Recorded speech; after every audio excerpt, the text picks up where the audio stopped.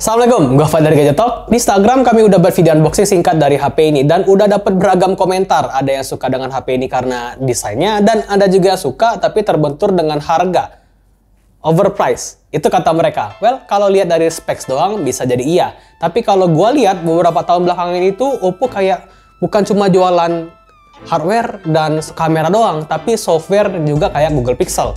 Apakah benar? Well, langsung aja kita bahas setelah yang satu ini.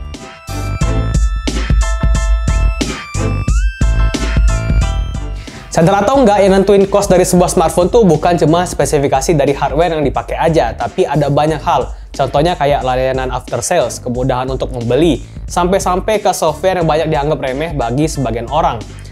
Kalau mendang-mending. Iya kalian. Kalau kita lihat dari brand lain, contohnya Google ya. Di Google Pixel 5, specs-nya tuh bukan flagship loh. Kamera yang dipakai juga sensornya tuh bukan flagship, malah udah dipakai sekitar 3-4 tahun yang lalu. Tapi kok berani jual dengan harga yang mirip flagship kompetitor? Jawabannya tentu ada di software yang bisa improve pengalaman penggunaan layaknya HP flagship atau HP mahal. Sekarang Oppo Reno6 5G pakai ColorOS 11.3 yang banyak banget improvementnya, mulai dari tampilannya jadi makin fresh dan bisa banget dikustomisasi. Tanpa Nova Launcher pun gue bisa bikin tampilannya jadi makin cakep gitu loh. Jadi kayak gini pun udah cakep banget. Dari segi fitur pun ada juga yang ditambah dan ada yang diimprove jadi makin cakep. Kayak aplikasi Game Space dibuat jadi makin cakep. Terus fitur editing foto yang makin cakep dan instan. Lengkapnya bakalan gue bahas di video reviewnya. Tapi intinya sih, untuk buat software yang punya banyak banget fitur dan user experience-nya nyaman tentunya, itu butuh cost yang lebih. Nah, disitulah kenapa harga HP Oppo tuh tentu nggak bisa bakal sama dengan HP yang ada iklannya.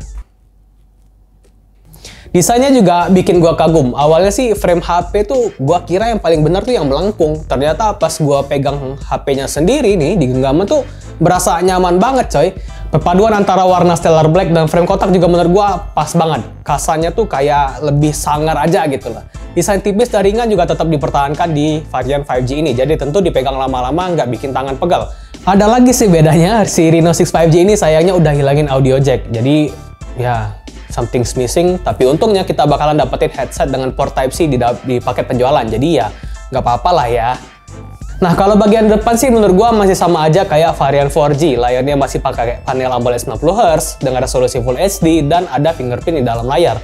Tentu dengan spesifikasi kayak gini udah bagus banget di harganya. Kualitas layarnya cakep dan bisa dipakai di bawah sinar matahari yang terik.